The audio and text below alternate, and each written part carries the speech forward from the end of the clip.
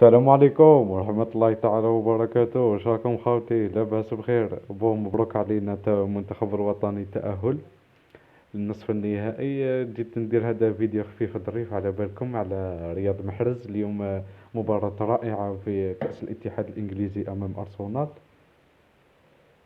مباراة شيقة ورائعة كما راكم تشوفوا تشكيلة المباراة اليوم. المباراة على 9 مساء.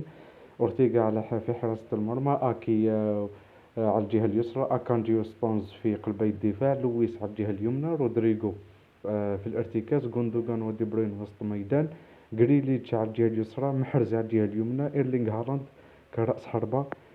احكوا لنا رأيكم في التعليقات مع تألق رياض محرز في هذه المباريات. واش رايكم؟ واش يقدر يدير؟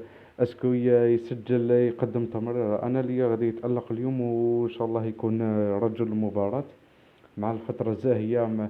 راني درت لكم التصويت خاوتية. ما تنساوش التصويت تاع احسن لاعب في البريمير ليج، الصفحة تاع مانشستر سيتي في الفيديو السابق. تصيبوا الرابط راني مثبته في اول تعليق. ما تنساوش التعليق، ما تنساوش تبارطاجوا الرابط. رياض محرز مرشح لجائزة أحسن لاعب في البريمير ليج هذا الشهر.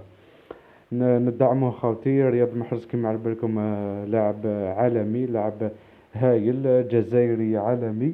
النجم الأول حاليا في البريمير ليج، وتقدر تقول أفضل من أفضل 3 لاعبين في العالم مور كأس العالم. إن شاء الله يتألق وماذا بينا إن شاء الله يزهينا اليوم. واعطونا رأيكم في صندوق التعليقات. يعطيكم الصحة على خير. مباراة ممتعة، وإن شاء الله اليوم يتألق محرز. السلام عليكم.